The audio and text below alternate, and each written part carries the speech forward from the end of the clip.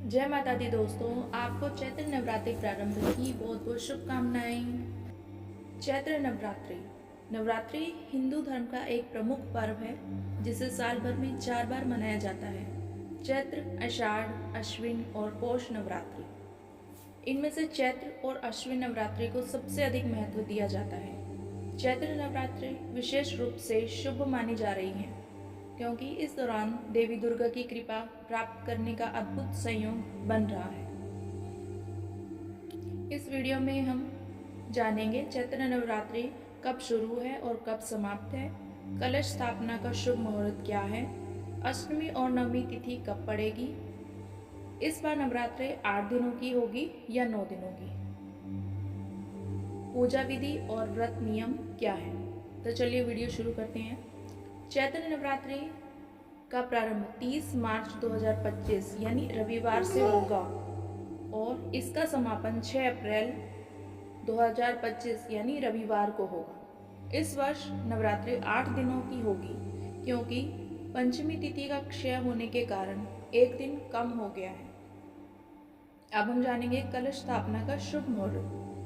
नवरात्रि के पहले दिन घट स्थापना यानी कलश स्थापना का विशेष महत्व होता है।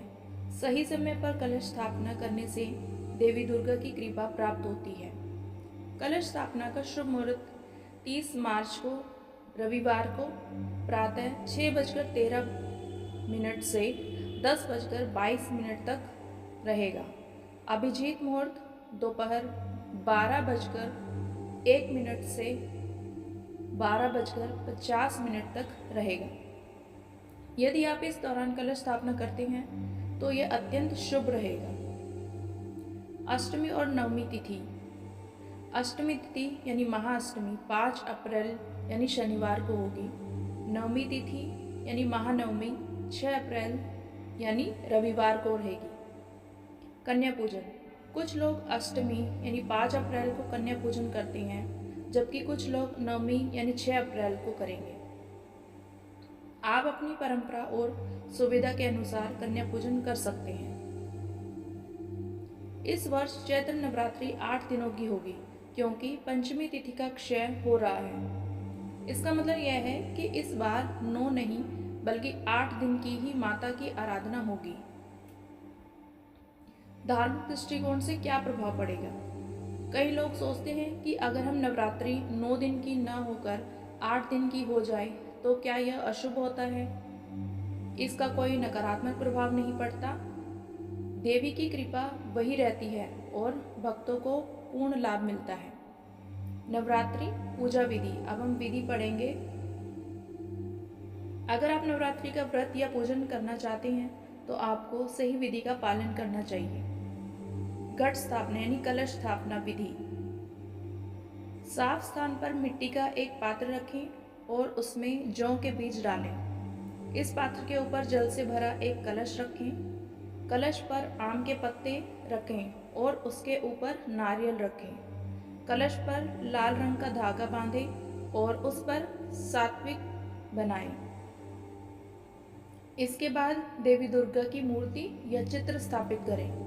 घी का दीपक जलाकर दुर्गा सप्तशती का पाठ करें। नवरात्रि के 9 दिनों की पूजा विधि। प्रतिदिन देवी के एक विशेष रूप की पूजा करें।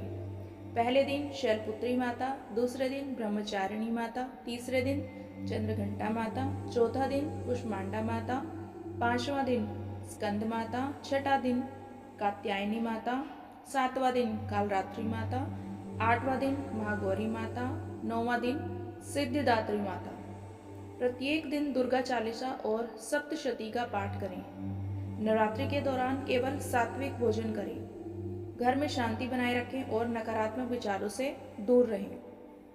कन्या पूजन और हवन विधि। नवरात्रि के अंतिम दिन कन्या पूजन का विशेष महत्व होता है। अब हम कन्या पूजन की विधि बताते हैं। 2 से 10 साल की 9 कन्याओं को घर बुलाएं। उनके पैर धोकर उन्हें साफ आसन पर बिठाएं। उन्हें हलवा, पूरी, चना और नारियल का प्रसाद दें। कन्याओं को दक्षिणा और उपहार देकर उनका आशीर्वाद लें। हवन यज्ञ विधि। नवरात्रि समापन के दिन हवन करें। हवन में आम की लकड़ी, गाय का घी, कपूर और हवन सामग्री डालें। ओम ऐं ह्रीं क्लीं चामुंडाय विद्ये मंत्र का जाप करें। हवन करने के बाद प्रसाद बांटें। अब नवरात्रि व्रत के कुछ नियम हैं। सबसे पहले हमें क्या करना चाहिए नवरात्रि में? सात्विक आहार लेना चाहिए, ब्रह्मचर्य का पालन करें, दुर्गा सप्तशती या चंडी पाठ करें, रोजाना दीपक जलाएं, व्रत के दौरान फलाहार करें। क्या ना करें व्रत के दौरान? लहसुन, प्याज और मांसाहार से परहेज करें, क्रोध और झूठ से बचें, किसी का दिल न दुखाएं, बाल कटवाने और नाखून काटने से बचें। नवरात्रि का महत्व। यह पर्व शक्ति, साधना और भक्ति का है। नवरात्रि में दुर्गा के 9 रूपों की पूजा करके जीवन में सुख समृद्धि प्राप्त की जाती है। इस दौरान ध्यान और मंत्र जाप करने से नकारात्मकता दूर होती है। नवरात्रि व्रत रखने से मनोवांछित फल की प्राप्ति होती है। चैत्र नवरात्रि एक शुभ अवसर है जिसमें माता रानी की कृपा प्राप्त करने का अनूठा संयोग बन रहा है। सही विधि से पूजा और व्रत करने से जीवन में सकारात्मकता और सफलता आती है। आपको इस वीडियो में दी जानकारी कैसी लगी कमेंट में ज़रूर बताएं। जय माता दी दोस्तों, धन्यवाद।